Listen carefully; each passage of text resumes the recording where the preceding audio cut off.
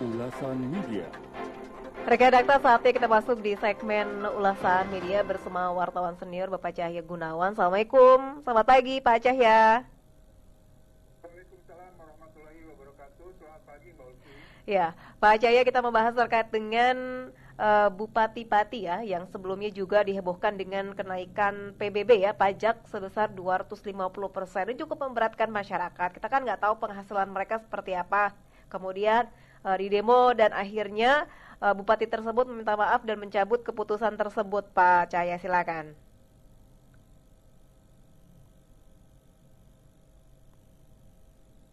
Sudah membatalkan kenaikan PBB atau pajak bumi bangunan 250%, Ya. tapi Bupati Pati Sudewo ini tetap dituntut oleh masyarakat untuk mengundurkan diri. Rencananya masyarakat, saya pantau sampai tadi malam, makin banyak berkumpul di alun-alun Kabupaten Pati untuk menggelar demonstrasi yang akan dilakukan hari ini, Mbak. Ya. Hari Rabu 13 Agustus 2025. Jadi tuntutan mereka itu menuntut Bupati Pati Sudewo untuk mundur dari jabatannya sebagai Bupati Pati. Jadi ini kan ternyata saya perhatikan di pemberitaan tentang Pati ini, tentang kekecewaan masyarakat Pati ini, ternyata awalnya itu memang karena bupatinya arogan. Jadi ada juga banyak kebijakan-kebijakan lain yang kontroversi gitu. Iya. Jadi sebenarnya aksi demonstrasi yang dilakukan masyarakat Pati ini bersifat kumulatif ya. Iya. Ini karena ada kebijakan-kebijakan lain sebelumnya yang juga merugikan. Misalnya tentang ada satu yang diprotes oleh masyarakat Pati, terutama dari kelompok masyarakat dari Nahdlatul Ulama, itu adalah ada larangan tentang tentang pengajian sore. Nah, jadi ada lagi kebijakan-kebijakan lain yang kontroversi. Di samping itu, memang Bupati yang satu ini terkesan arogan. Yang kan ada kalimat-kalimat yang disampaikan pada awal Agustus kemarin itu, Iya. yang masyarakat itu ditantang, jangankan 5.000, 50.000 pun silahkan, kan gitu. Iya.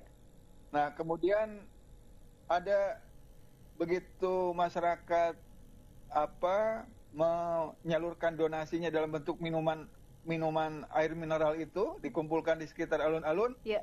Kemudian dipaksa diangkut dengan mobil Satpol PP. Nah, itu menimbulkan juga kemarahan dari warga masyarakat gitu. Nah, jadi menghadapi masyarakat itu sepertinya dilakukan dengan cara tangan besi gitu. Walaupun Sudewo ini bukan militer ya. Iya. Nah, ini yang kemudian rentetan kejadian-kejadian inilah yang kemudian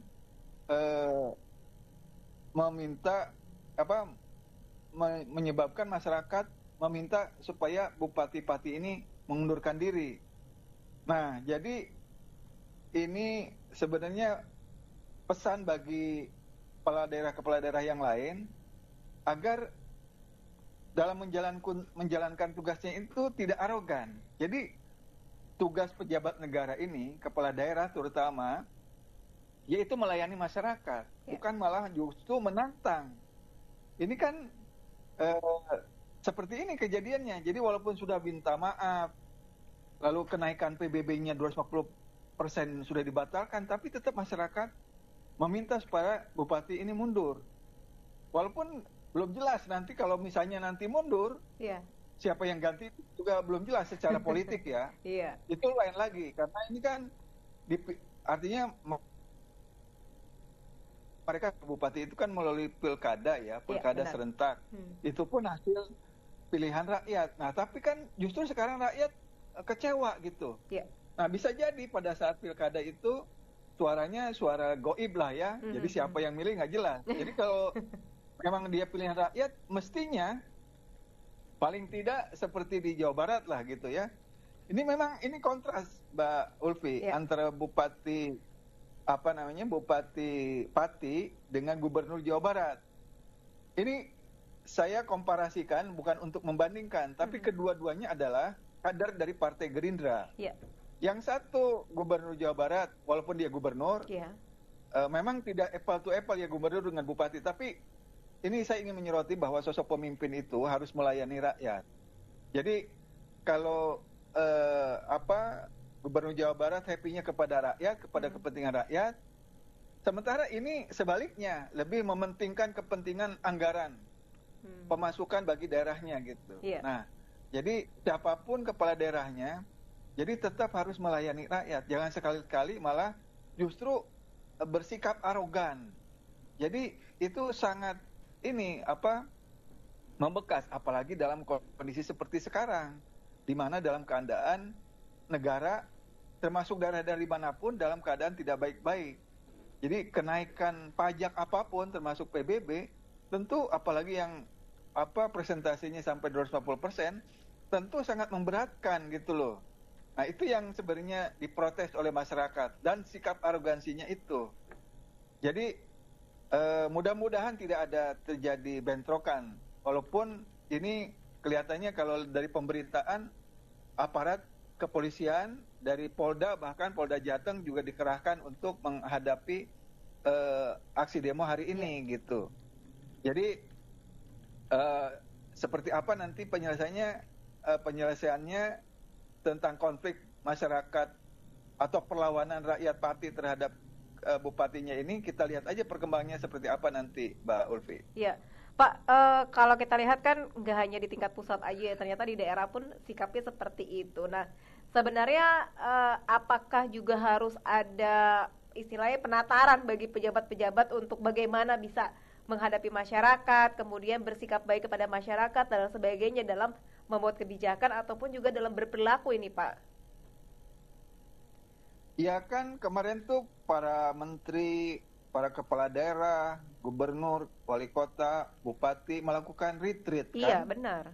Harusnya di retreat itu kan paling tidak ya diberi insight bagaimana seorang kepala daerah, seorang pejabat negara itu dalam menjalankan tugasnya, yaitu melayani masyarakat. Kan itu poin dasar seorang pemimpin, seorang pejabat itu, bagaimana dia dengan gaya kepemimpinannya masing-masing, tapi dia bisa menjalankan tugas pokok dan fungsi utamanya itu adalah melayani rakyat, bukan menindas rakyat atau menyengsarakan rakyat, kan gitu. Jadi pilihan kata, kalimat, narasi dan segala macam itu harus menjadi bekal utama dari kepala daerah gitu loh. Jadi rakyat itu diibaratkan seperti orang tua dengan anak gitu loh. Bagaimana mengayomi orang tua terhadap anaknya, kan gitu. Nah ini juga kepala daerah sama gitu. Jadi harus lihat kondisi masyarakatnya sebelum membuat keputusan, sebelum membuat kebijakan gitu loh. Jadi kan kepala daerah itu dia adalah pejabat formal, ya kan? Nah sebelum membuat keputusan atau kebijakan, dia harusnya membuat berinteraksi paling tidak dengan tokoh-tokoh masyarakat. Bagaimana misalnya sebelum menaikkan PBB menjaring pendapat dari para tokoh-tokoh masyarakat. Kan harusnya begitu. Jadi tidak cukup dia misalnya berdialog, berinteraksi dengan DPRD gitu. Tapi juga dia harus bisa turun ke bawah, menjalin dialog, interaksi dengan masyarakat. Paling tidak dengan tokoh-tokoh informal, tokoh-tokoh masyarakat. Nah itu seharusnya yang dilakukan oleh kepala daerah. Tidak bisa membuat keputusan secara sepihak gitu. Jadi itu rupanya yang mungkin dalam retreat itu tidak terlalu ditekankan hal-hal seperti itu, sehingga jadi retreat itu akhirnya menjadi acara seremonial aja gitu. Jadi terkesan seperti acara militer karena mereka berpakaian loreng-loreng gitu kan, seragam gitu kalau yang ke Magelang. ada 2 tuh kalau nggak salah ada kepala daerah tuh yang ke Jatinangor juga. Nah itu jadi memang pembekalan dalam retreat itu penting gitu loh untuk kepala daerah itu. Ya mungkin sebagian udah ada yang tahu bagaimana menjalankan kepemimpinan kepala daerah ya. Tapi kan mungkin yang kayak Sudewo ini kan baru ini Iya. menjadi jadi kepala daerah. Walaupun dia sebelumnya tuh jadi anggota DPR, Mbak, 2 periode bahkan dari Partai Gerindra. Nah jadi ini juga akan menjadi faktor negatif bagi Partai Gerindra, termasuk Pak Prabowo. Nah kemarin kan Presiden Prabowo sebagai Ketua Umum Gerindra sudah menginstruksikan supaya membatalkan dan meminta maaf, dan itu sudah dilakukan. Nah, tapi sekarang kan masyarakat udah terlanjur sakit hati dengan pelakuan dari dari Bupati Pati ini gitu loh. Nah, ini harus ada langkah skenario politik dari Muspika atau unsur pimpinan daerah di kabupaten yang di Pati. Seandainya ini memang tidak diketemukan jalan kompromi antara masyarakat dengan bupati. Masyarakat misalnya ngotot nih supaya bupatinya lengser, sementara bupatinya bertahan misalnya. Nah itu kan bisa menimbulkan chaos gitu, Mbak. Nah itu yang harus dihindari. Nah kalaupun misalnya lengser, nanti apakah diganti oleh wakilnya atau yang lain? Karena dengan wakilnya kan satu paket. Jadi tergantung kesepakatan sebenarnya nanti masyarakat dengan masyarakat di sini, makan masyarakat langsung ini sebenarnya, bukan lagi DPRD setempat. Jadi ada namanya aliansi masyarakat Pati di sini. Ini menurut saya sih melihat ya sepintas dari kejauhan, ini murni, Mbak, murni suara jeritan masyarakat, karena yang memberikan donasi itu bukan hanya air mineral, tapi sampai ke yang lain-lain. Ada yang ngasih uang, ada yang ngasih hasil perkebunan, pisang, ubi dan segala macam. Jadi ini memang bentuk spontanitas dari masyarakat, bukan sekelompok masyarakat juga, tapi masyarakat secara keseluruhan. Benar. Ya ini kan kalau saya lihat di datanya, di data box ini, jumlah penduduk di Kabupaten Pati itu 1,3 juta. Jadi memang ini relatif kecil lah ya. Iya, benar. Jadi kalau masyarakat ini tersakiti, jadi menumpahkan unek-uneknya itu sangat mungkin bisa seketika seperti sekarang ini. Gitu Mbak Ulfi. Ya, ini efeknya luar biasa ya. Nah kalau dari pusat sudah adakah istilahnya untuk membantu permasalahan ini, meskipun dari Pak Presiden juga sudah meminta kepada Sudewo untuk minta maaf, tapi kan efeknya ini Pak, ini kan tentu Kemendagri pun juga harus berpikir lagi nih Pak, mungkin kalau dilengserkan gantinya siapa dan sebagainya, tentu kan buntutnya akan sangat panjang. Ya, ini memang ini problem utamanya ada di karakter. Maaf, ini saya bukan menjudge seseorang ya. Cuma kalau dari pemberitaan ini ada persoalan di karakter si pribadi atau sosok Bupati Sudewo ini, karena sebelumnya ini aneh-aneh. Jadi bikin misalnya waktu peluncuran koperasi Desa Merah Putih, dia mengundang penyanyi dangdut Trio Macan. Nah, itu sampai heboh, diprotes masyarakat. Bupati ini sampai diingatkan oleh Mendagri. Nah, jadi ada karakter-karakter personal dari bupati ini yang kemudian dibawa ke wilayah publik. Ya kan misalnya gini, orang ada hobi ya, dia suka lagu dangdut atau hobi yang lebih personal gitu. Tapi kan itu tidak harus kemudian menjadi dibawa ke wilayah publik, menjadi urusan publik, apalagi menggunakan dana publik APBD untuk hanya sekedar hiburan lagu dangdut gitu, yang nggak jelas tujuannya untuk apa. Masyarakat di sana juga nggak terhibur, gitu loh. Maksudnya bukan nggak terhibur, artinya peruntukannya itu nggak jelas gitu. Jadi tiba-tiba aja gitu. Nah, jadi ini pun sama. Ini kan Presiden sudah memberikan peringatan ya, supaya dia tidak meneruskan kebijakan menaikkan PBB 240% dan meminta maaf. Itu sudah dilakukan. Nah, tapi kan itu tadi masyarakat udah terlanjur sakit hati lah dengan perilaku bupati ini. Jadi udah sifatnya personal itu, Mbak. Jadi agak susah ini membendung arus deras masyarakat ini. Dan sekarang ini lagi memantau nih. Jadi karena ini bisa menjadi bola salju. Jadi bisa menjadi inspirasi bagi daerah-daerah lain yang dipimpin oleh kepala daerahnya dianggap zolim gitu ya. Ini bisa jadiin model. Oh, kalau gitu misalnya di suatu daerah yang bupatinya juga tidak care dengan masyarakat, tidak melayani rakyatnya, kita pakai model protes atau aksi yang dilakukan seperti masyarakat di Pati. Nah, ini bisa menginspirasi juga sebenarnya perlawanan masyarakat terhadap pemimpin-pemimpin atau kepala daerah yang zolim gitu. Saya kira itu, Mbak. Ya, baik. Pak, mungkin dizoliminya 2 kali, Pak ya. Di Patinya sendiri dan di pusatnya sendiri pun dizolimi dengan keputusan-keputusan yang memberatkan rakyat ini, Pak. Ya, kalau ini kan memang ada, kalau dari pusat itu kan relatif ya. Ya, misalnya yang menyangkut pajak, ya kan. Ini kayak pajak seperti PPN ya, atau pajak perseorangan. Itu kan ada di daerah mana gitu, yang tiba-tiba didatangin oleh petugas pajak. Ini pajak dari pusat ya kalau PPN itu. Atau kalau PBB kan putusan, kalau PBB kan memang Pemda ya, daerah setempat. Kalau PPN atau PPH kan pusat. Jadi ternyata setelah didatangi, dia ada tagihan 2, sekian miliar gitu. Padahal itu rumah orang kecil, orang biasa gitu. Seolah-olah ada transaksi itu, bisnis gitu. Padahal nggak ada. Nah, itu pun bisa menjadi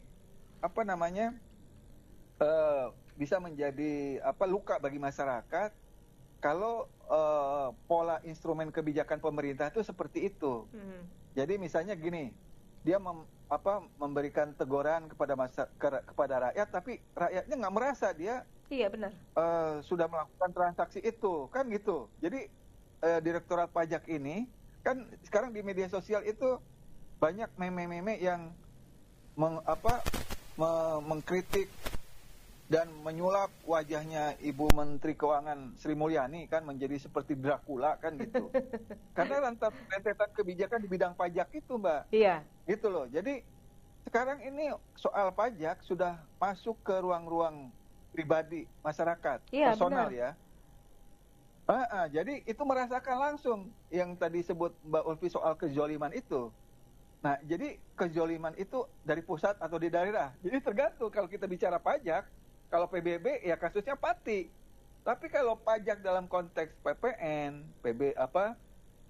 PPH itu dari Ditjen Pajak langsung gitu.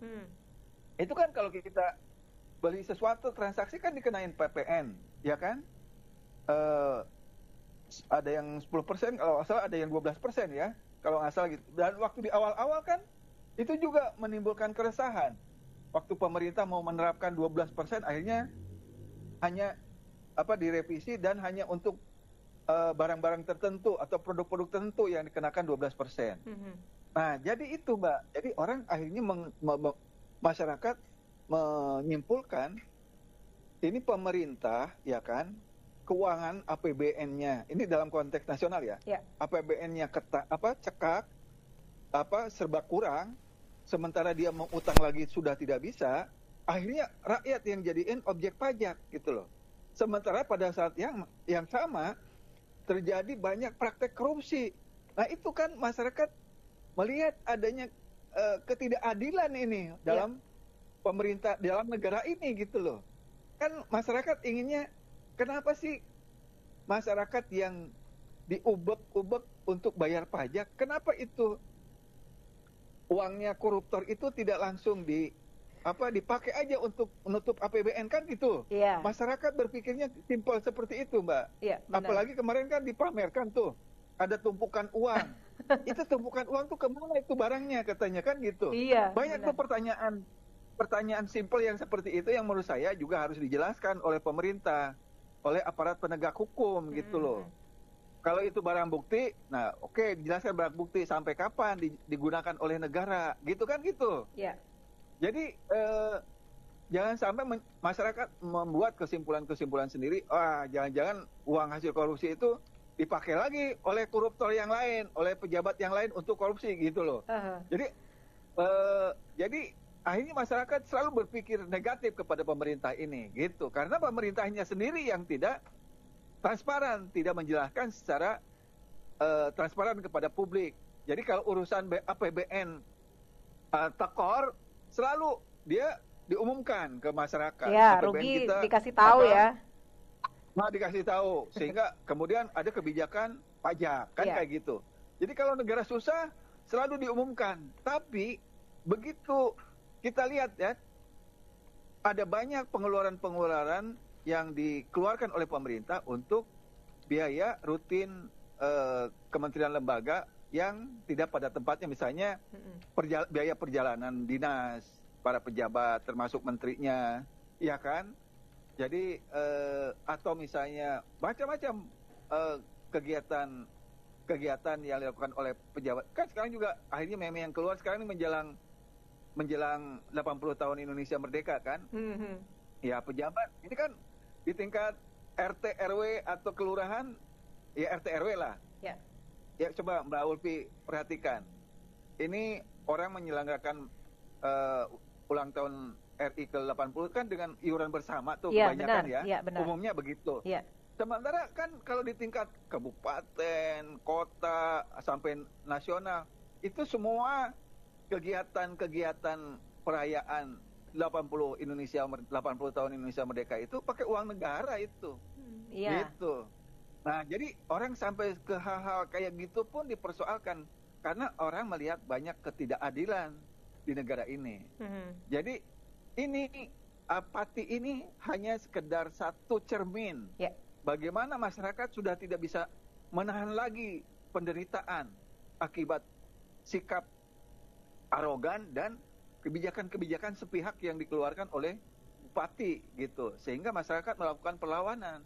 Saya kira itu hubungan sebab akibat yang normal gitu loh. Orang kalau ditekan, semut kalau ditekan oleh gajah dia pasti gigit juga gitu. Kira-kira analoginya seperti itu, Mbak Ulfi. Pak, balik lagi ke 250% sebelumnya, apa sih Pak alasan ia menaikkan sampai ketemu angka seperti itu, Pak? Ya, sebenarnya ini Mbak Ulfi, itu kan sama halnya dengan APBN. APBD di sejumlah daerah juga berdarah-darah ya. Artinya kondisi keuangan di tiap-tiap daerah itu kan nggak sama ya. Kecuali yang sering kita lihat kalau APBD Provinsi DKI lebih ya, sampai 90, 70, 80 triliun lah. Nah, tapi kalau di daerah kan tidak. Misalnya Pati ini kan penduduknya itu 1,3 juta ya. Dan itu tentu membutuhkan kegiatan pembangunan lah. Nah, tapi PBB ini juga sebagai pendapatan asli daerah itu juga dinikmati oleh aparat oleh kepala daerah, unsur DPRD dan pejabat di setempat juga gitu. Jadi yang dibayarkan PBB tiap tahun oleh masyarakat itu kan sebenarnya masyarakat membayar PBB, tapi harusnya timbal baliknya Pemda memberikan pelayanan yang optimal kepada masyarakat kan. Benar. Gitu. Iya, seharusnya. Jadi gini loh Mbak, ini saya gambarannya gini, di Jawa Barat ya, kenapa rakyat Jawa Barat ini sangat mendukung Gubernur Jawa Barat, karena ini visi misinya itu terang benderang gitu. Pertama, dia ingin masalah infrastruktur, jalan-jalan semua dibaguskan dulu. APBN itu dialokasikan untuk itu dulu. Jadi itu membuat jalan itu tidak setahun-setahun, tapi untuk dibaguskan sekalian gitu. Mana yang masih jelek melalui anggaran provinsi, daerah, tingkat 1 dan tingkat 2. Karena pada saat yang sama pendidikan dan kesehatan. Nah, itu kan menyentuh langsung hajat itu hidup orang banyak gitu. Jadi masyarakat pun artinya misalnya kan, apalagi misalnya ada pengampunan pajak kan kemarin. Jadi masyarakat yang nggak bayar kendaraan pajaknya mati, kendaraan itu kan bisa dikasih pengampunan ya, dikasih denda untuk diputihkan gitu. Nah itu kan menyenangkan masyarakat walaupun dia bayar tapi bayarnya nggak penuh. Nah tapi Pemda mendapat pemasukan yang besar juga gitu. Nah sebenarnya ada take and give-nya gitu, tapi Pemda memberikan kewajibannya membangun infrastruktur, membangun sekolah, membangun rumah sakit, pelayanan dan segala macam.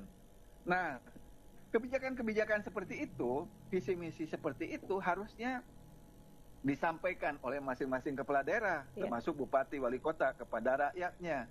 Ini loh, saya di Pati ini dalam 5 tahun ke depan ini akan membangun ini. Kita kekurangannya ini. Kan gitu harusnya ada komunikasi seperti itu. Gitu, tidak membuat kebijakan yang sifatnya sepihak, yang akhirnya memberatkan masyarakat. Ini kalau tiba-tiba kemudian Bupati Pati kemudian menerapkan PBB 240% kan kaget. Lihat angka 240% aja udah itu bisa menimbulkan orang geram gitu, marah gitu. Gitu saya kira Mbak Ulfi, yang harus disadari oleh masing-masing kepala daerah itu. Baik. Terima kasih Pak Cahya sudah berbincang bersama Dakta di pagi ini. Sehat selalu. Assalamualaikum warahmatullahi wabarakatuh. Waalaikumsalam warahmatullahi wabarakatuh. Ulasan Media. Rekan Dakta, demikian ulasan media bersama wartawan senior Cahya Gunawan.